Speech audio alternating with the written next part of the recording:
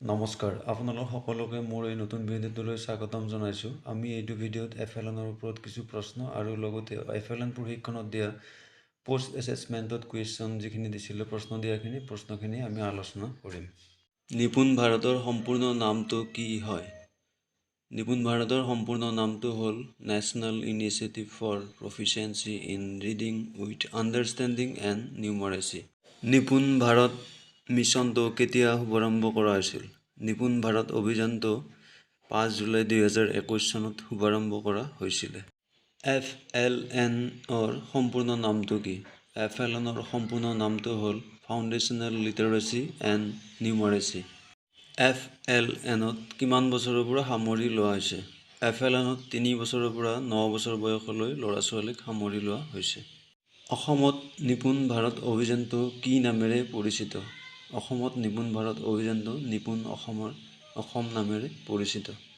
বাধাগ্ৰস্ততাৰ 3টা পৰ্যায় কি কি? বাধাগ্ৰস্ততাৰ 3টা পৰ্যায় হ'ল অংগসুদ, ইম্পেয়াৰমেণ্ট, অক্ষমতা, ডিছেবিলিটি, প্ৰতিবন্ধকতা, হেণ্ডিকেপ। বাধাগ্ৰস্ত শিশুৰ অধিকাৰ আইন 2016 অনুসৰি কিমান প্ৰকাৰৰ বাধাগ্ৰস্ততা সামৰি লোৱা হৈছে? বাধাগ্ৰস্ত শিশুৰ অধিকাৰ আইন 2016 অনুসৰি 21টা বাধাগ্ৰস্ততা সামৰি লোৱা হৈছে। FLNৰ সম্পূৰ্ণ অসমীয়া নামটো কি?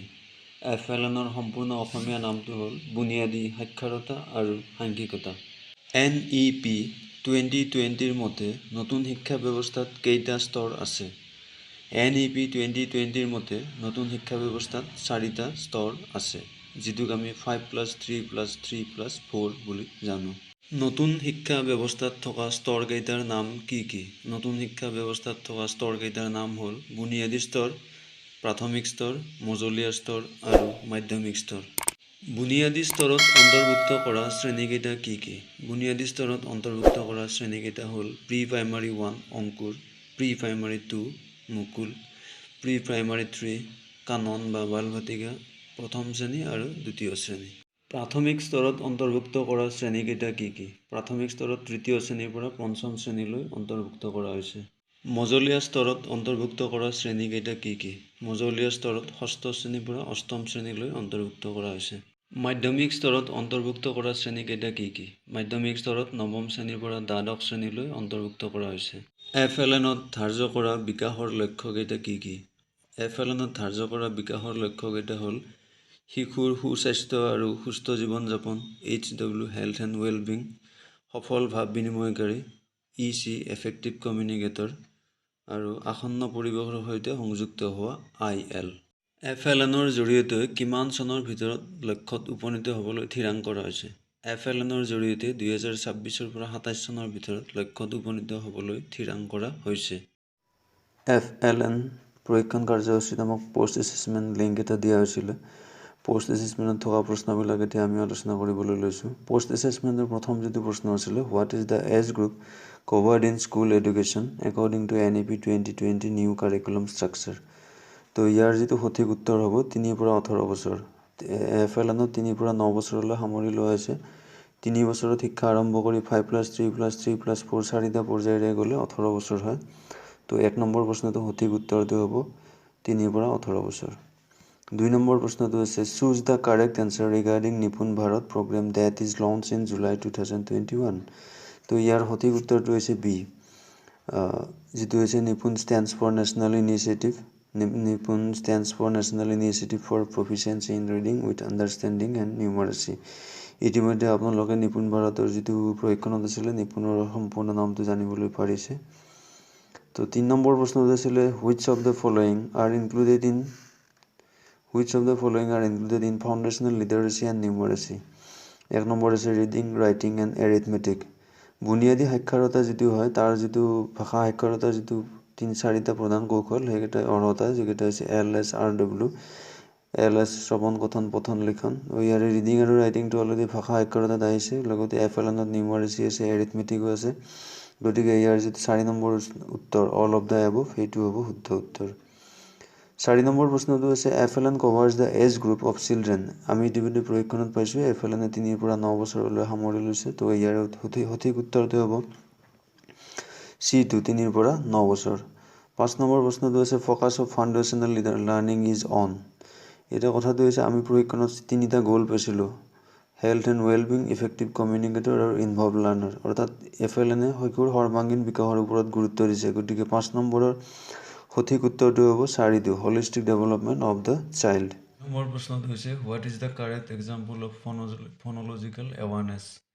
6 নম্বৰ প্ৰশ্নটোৰ সঠিক উত্তৰটো হ'ব C, identification of rhyming words. শিশুৱে যদি ৰাইমিং ৱৰ্ডছবোৰ চিনি পায় সেইটোৱে হ'ব ফন'লজিকেল এৱাৰনেছৰ বেষ্ট এক্সাম্পল।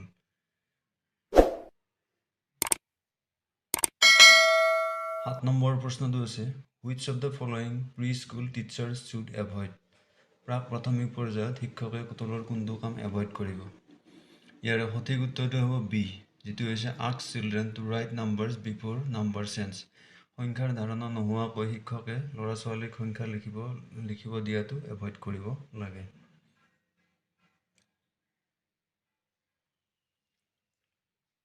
8 নম্বৰ প্ৰশ্নটো হৈছে which of the following is not A pre number skill. ইয়াৰে নয়িং নিউমাৰেলছ যিটো হয় প্ৰি নাম্বাৰ স্কিল, তেওঁলোকে সংখ্যাৰ কোনো ধাৰণা নাথাকে, তেওঁলোকৰ খালি শিশুৰ কম বেছি অখ চাপৰ শকত ক্ষীণ এইটোৱে ধাৰণা থাকে। গতিকে নয়িং নিউমাৰেলছটো প্ৰি নাম্বাৰ কনচেপ্ট নহয়। 9 নম্বৰ প্ৰশ্নটো হৈছে which component represent language and literature in its complete form. Language বুলি ক'লে য'ত থাকে তাত 4টা অৰ্হতা থাকিব, যিটো LSRW বুলি কোৱা হয়। আৰু এই অপশ্যনকেইটা চালে আপুনি দেখা পাব ABCD, বিগ বাদ দি বাকী গোটেইকেইটাতে ষ্টৰি আছে। ষ্টৰিটো আমাৰ লেংগুৱেজৰ কোনো অৰ্হতা নহয়, গতিকে ষ্টৰিটো নহ'ব, মানে বি নম্বৰ অপশ্যনটো হ'ব সঠিক উত্তৰ, অৰেল ৰিডিং এণ্ড ৰাইটিং।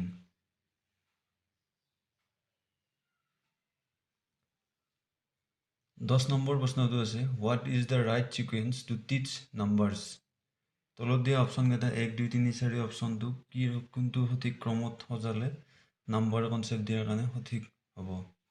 তো ইয়াৰ কাৰণে চি যিটো অপশ্যন আছে 1, 4, 3, 2 সেইটো হ'ব। 1 নম্বৰ অপশ্যনটো হ'ব অপৰচুনিটিজ ফৰ কাউণ্টিং, ল'ৰা ছোৱালীক গণনা কৰাৰ কাৰণে সুবিধা কৰি দিব লাগিব।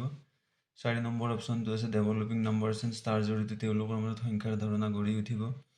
3 নম্বৰ অপশ্যনটো আছে ৰিডিং নিউমাৰেলছ, তাৰ জৰিয়তে তেওঁলোকৰ সংখ্যা পঢ়িবলৈ সক্ষম হ'ব। আৰু 4 নম্বৰ অপশ্যনটো যিটো আছে 2 নম্বৰ অপশ্যনটো লাষ্টত আছে, সেইটো আছে ৰাইটিং নিউমাৰেলছ, তেওঁলোকৰ সংখ্যাৰ ধাৰণা গঠন হ'লে তাৰ পৰা তেওঁলোকে ছপা মাধ্যম অৰ্থাৎ লিখনলৈ আগবাঢ়িব।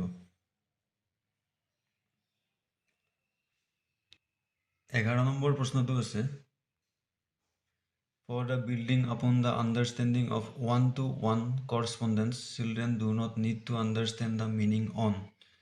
1-to-1 কৰস্পণ্ডেঞ্চ মানে আমি যেতিয়া পৰীক্ষাত পাইছিলোঁ যে ক অংকৰ লগত খ অংক মিলোৱা, অৰ্থাৎ সোঁফালে এটা বস্তু আছে সেইটোৰ সঠিক মিলটো এইফালে আছে, তো সেইটো মিলাবলৈ ধৰি লওক এটা ছাগলীৰ সলনি এটা বল, তো শিশুৱে যদি এইটো মিলাব পাৰে সেইটোক কোৱা হয় 1-to-1 কৰস্পণ্ডেঞ্চ। তো ইয়াৰে যিটো 1-to-1 কৰস্পণ্ডেঞ্চৰ ক্ষেত্ৰত শিশুৱে সৰু কালতে ঘৰত কম বেছি শকত ক্ষীণ আদি সৰু ডাঙৰ এইবিলাক জ্ঞান লৈ আহে, কিন্তু তেওঁলোকৰ নিউমাৰেশ্যনৰ ওপৰত অৰ্থাৎ সংখ্যাৰ ধাৰণাৰ ওপৰত কোনো সঠিক জ্ঞান নাথাকে। গতিকে ইয়াৰে চিটো হ'ব সঠিক উত্তৰ।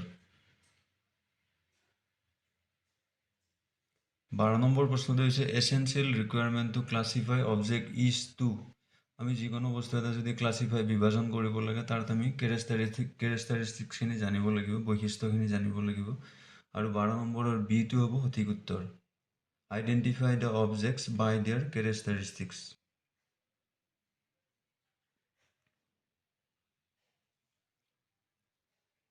13 নম্বৰ প্ৰশ্নটো আছে which of the following is the most appropriate strategy to teach shapes at a foundational stage.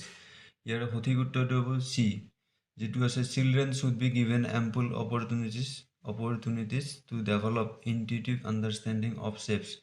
আপুনি শ্ৰেণীকোঠাৰ মাধ্যমত শিশুক শেপৰ ওপৰত অৰ্থাৎ আকৃতিৰ ওপৰত ধাৰণা গঠনৰ কাৰণে বিভিন্ন ধৰণে সমল যোগাই তেওঁলোকক সেইটো সুবিধা কৰি দিব লাগিব। গতিকে 14 নম্বৰ প্ৰশ্নটো হৈছে which of the following is not a component of foundational numeracy. তলৰ কোনটো কম্পনেণ্ট ফাউণ্ডেশ্যনেল লিটাৰেচিৰ কম্পনেণ্ট নহয়। ইয়াৰে যিটো ACD ডাটা হেণ্ডলিং, পেটাৰ্নছ আৰু মেথামেটিকেল কমিউনিকেশ্যন এই তিনিওটাই কম্পনেণ্ট অফ ফাউণ্ডেশ্যনেল নিউমাৰেচি হয়। ইতিমধ্যে আপোনালোকে প্ৰশিক্ষণত জানিব পাৰিছে ইয়াৰে যিটো মেমৰাইজিং নাম্বাৰ নেমছ এইটো কম্পনেণ্ট নহয়, গতিকে 14 নম্বৰৰ সঠিক উত্তৰটো হ'ব বি। 15 নম্বৰ প্ৰশ্নটো হৈছে which of the following is not an objective of making a child proficient in numeracy in foundational years? আৰম্ভণি বয়সত বুনিয়াদী স্তৰত সাংখ্যিকতা জ্ঞান দিয়াৰ ক্ষেত্ৰত তলৰ কোনটো প্ৰয়োজনীয় নহয়? It helps in A number অপশ্যনটো আছে it helps in achieving learning outcomes in later stage, সংখ্যাৰ ধাৰণাৰ ফলত তেওঁলোকে পৰৱৰ্তী পৰ্যায়ত লাৰ্নিং আউটকাম কৰিব। বিটো আছে it helps in developing logical thinking and reasoning in daily life, সংখ্যাৰ বাস্তৱ জীৱনত সংখ্যাৰ ব্যৱহাৰ কৰিব পাৰিব। চিটো আছে it helps them in dealing with numbers, সংখ্যাৰ লগত সংখ্যাক ব্যৱহাৰ কৰিব পাৰিব। আৰু 4 নম্বৰ অপশ্যনটো আছে it helps them to do first calculation, FLNত ফাৰ্ষ্ট ক্যালকুলেশন কৰাৰ কাৰণে কোনো অৰ্হতা ধৰি দিয়া নাই, গতিকে 15 নম্বৰ প্ৰশ্নটোৰ সঠিক উত্তৰটো হ'ব ডি। 16 নম্বৰ প্ৰশ্নটো আছে the ultimate goal of reading is, পঢ়িব পৰা তেতিয়াই কম যেতিয়া সি অৰ্থ সহকাৰে পঢ়িব পাৰিব, গতিকে 16 নম্বৰৰ যিটো প্ৰশ্নৰ B answer to extract meaning from the text, এইটো হ'ব সঠিক উত্তৰ। 17 নম্বৰটো আছে the activity of reading and writing, ইয়াৰ সঠিক উত্তৰটো হ'ব ৰিডিং এণ্ড ৰাইটিং একেলগে হয়, গতিকে অকাৰ্ছ পেৰেলেল টু ইটছ আদাৰ। 18 নম্বৰ যিটো প্ৰশ্ন আছে সেইটো হৈছে to engage children with the text a teacher should, আপুনি ছাত্ৰ ছাত্ৰী পাঠৰ লগত সংগতি কৰিবলৈ কি কৰিব লাগিব? পাঠটোত যিবিলাক সংখ্যা যিখিনি পাঠ্য বিষয় আছে সেইখিনিক আপুনি সিহঁতৰ বাস্তৱ ক্ষেত্ৰৰ লগত যদি কানেক্ট কৰিব পাৰে তেনেহ'লে আপুনি তেওঁলোকক বেছি ইণ্টাৰেক্ট কৰিব পাৰিব। সেইটো কাৰণে এইটো 18 নম্বৰ প্ৰশ্নটো সঠিক উত্তৰটো হ'ব bring familiar context related to দিয়াৰ ডেইলি লাইফ, ছাত্ৰ ছাত্ৰীৰ বাস্তৱ জীৱনৰ লগত জড়িত থকা পাঠ্যবস্তু আপুনি কনটেক্সট তেওঁলোকৰ লগত আলোচনা বা আনিব লাগিব। 19 নম্বৰ প্ৰশ্নটো আছে a teacher must provide ample opportunity to children in the language classroom, শিক্ষক হিচাপে আপুনি ভাষাৰ শিক্ষণৰ ক্ষেত্ৰত শ্ৰেণীকোঠাত আপুনি ৰিড লাউড এইটো ব্যৱহাৰ কৰিব লাগিব, প্লে খেলাৰ জৰিয়তে শিক্ষা এইটো ব্যৱহাৰ কৰিব লাগিব, শিক্ষণৰ ক্ষেত্ৰত জ্ঞান দিব লাগিব, সেল্ফ এক্সপ্ৰেছন অৰ্থাৎ আপোনাৰ নিজৰ যিটো এক্সপ্ৰেছন সেইটোৰ ওপৰত ভাষা শিক্ষাৰ লগত কোনো ধৰণৰ সম্পৰ্ক নাই, গতিকে 19 নম্বৰ প্ৰশ্নটোৰ সঠিক উত্তৰটো হ'ব চি। 20 নম্বৰ প্ৰশ্নটো আছে which of following is our blocks of literacy instruction, ভাষা শিক্ষণৰ ক্ষেত্ৰত 4টা মৌলিক প্ৰক্ৰিয়া আছিলে, তাৰে যিটো বি অপশ্যন আছে oral language development, word recognition, reading and writing, এই 20 নম্বৰ প্ৰশ্নটোৰ বিটো হ'ব সঠিক উত্তৰ। আশা কৰোঁ আপোনালোকৰ প্ৰিভিয়াছ এছেছমেণ্টত দিয়া কুৱেশ্যনখিনি গোটেইখিনি আলোচনা কৰিলোঁ।